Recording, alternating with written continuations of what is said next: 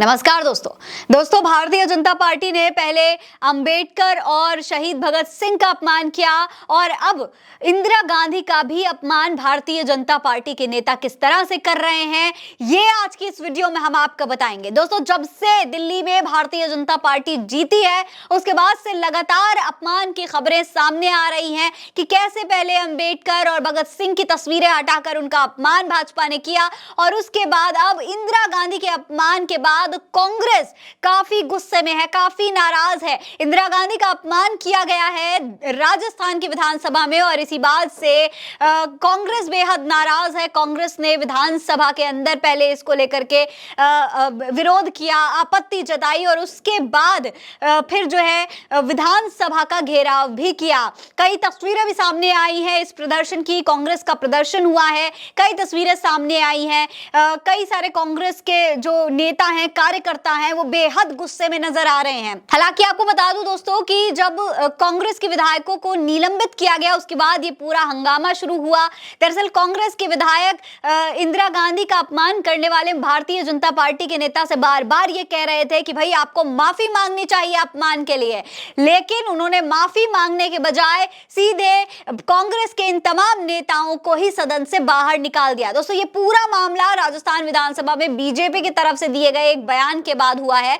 विधानसभा की कार्रवाई के दौरान मंत्री अविनाश गहलोत ने पूर्व प्रधानमंत्री इंदिरा गांधी को दादी कह दिया था। हालांकि दादी शब्द को अगर देखा जाए तो ये बिल्कुल भी आपत्तिजनक शब्द नहीं होता है। ये अपने पिता की मां को दादी शब्द कहकर संबोधित किया जाता है और साफ तौर पर इंदिरा गांधी राहुल गांधी की दादी है, प्रियंका गांधी की दादी है, तो दादी शब्द का इस्तेमाल अगर सही तरीके से किया जाता है तो यह बिल्कुल भी गलत नहीं है। हालांकि कांग्रेस का विरोध ये था, कांग्रेस ये कह रही थी कि यहां पर जब दादी शब्द का इस्तेमाल किया गया तो काफी तंज भरे लहजे में इस शब्द का इस्तेमाल किया गया, काफी अपमानजनक लहजा था जब ये दादी शब्द इंदिरा गांधी को लेकर के कहा गया, जो कि बेहद शर्मनाक था। दरअसल प्रश्नकाल के दौरान कामकाजी महिलाओं के लिए छात्रावास संबंधित प्रश्न का उत्तर देता समय विपक्ष की ओर से इशारा करते हुए कहा गया था कि 2023 और 24 के बजट में भी आपने हर बार की तरह अपनी दादी इंदिरा गांधी के नाम पर इस योजना का नाम रखा है। जब ये बात बोली जा रही थी तो उनके चेहरे का लहजा,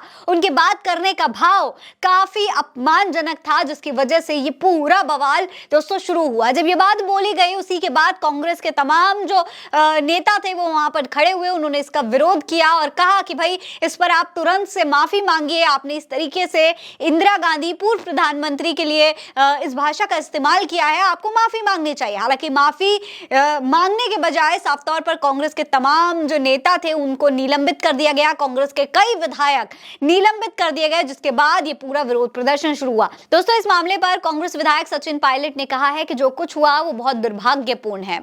उन्होंने आगे ये भी बताया है कि मंत्री ने प्रश्नकाल के दौरान इंदिरा गांधी का अपमान करने की कोशिश की थी, जिस पर कांग्रेस विधायकों ने विरोध किया है। इसके बाद सदन की कार्रवाई 3 बार स्थगित करनी पड़ी और कांग्रेस विधायकों का विधानसभा में धरना भी हुआ। विधानसभा का धरना दोस्तों बेहद गंभीर हो गया था, जिसके बाद वहां पर राजस्थान पुलिस को भी एक्टिव होना पड़ा। हालांकि इस पूरे मामले पर सचिन पायलट ने आगे ये भी बताया कि प्रश्नकाल के दौरान एक मंत्री द्वारा इंदिरा गांधी का अपमान करने का प्रयास किया गया।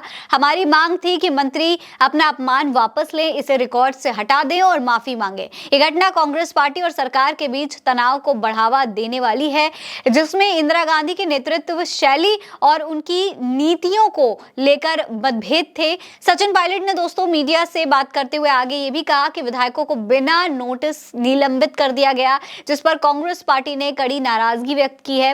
नेता प्रतिपक्ष टीकाराम जूली, प्रदेश अध्यक्ष गोविंद सिंह डोटासरा और वहां पर मौजूद कई और नेताओं ने इस पूरी घटना की काफी निंदा की है।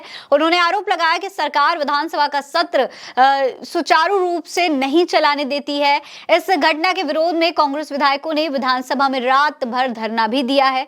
इससे पहले आपको बता दूं कि अंबेडकर की तस्वीर को लेकर भी बवाल हो चुका है दिल्ली विधानसभा में। दिल्ली विधानसभा में भी आम आदमी पार्टी ने भारतीय जनता पार्टी पर ही अपमान करने का आरोप लगाया था।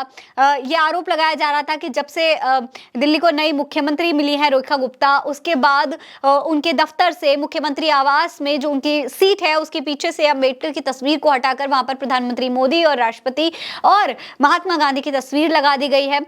जो अम्बेडकर की तस्वीर हटाई गई उसका विरोध था कि वहां पर अम्बेडकर की तस्वीर को दोबारा लगाया जाना चाहिए। हालांकि भारतीय जनता पार्टी ने फिर इस पर सफाई दी कि भाई तस्वीर की सिर्फ जगह बदली गई है, वहां पर मौजूद है। लेकिन ये तमाम जो बातें निकल करके सामने आई वो कहीं ना कहीं ये बता रही थी कि भारतीय जनता पार्टी की नजर में सिर्फ प्रधानमंत्री नरेंद्र मोदी ही हैं जो सबसे बड़े हैं। इसके अलावा देश के तमाम बड़े लीडर जिन्होंने इस देश के लिए कई कुर्बानियां दी हैं उनको भारतीय जनता पार्टी कुछ भी नहीं समझती है। ये तमाम बातें विपक्ष की ओर से निकल करके बार बार सामने आ रही हैं। इसके बारे में आपकी क्या राय है कमेंट सेक्शन में लिखकर हमें जरूर बताइएगा। ये खबर आप उल्टा चश्मा यूसी पर देख रहे हैं। मेरा नाम है फरीन अंसारी। आप रहें स्वस्थ मस्त, बस यही है दुआ हमारी। नमस्कार।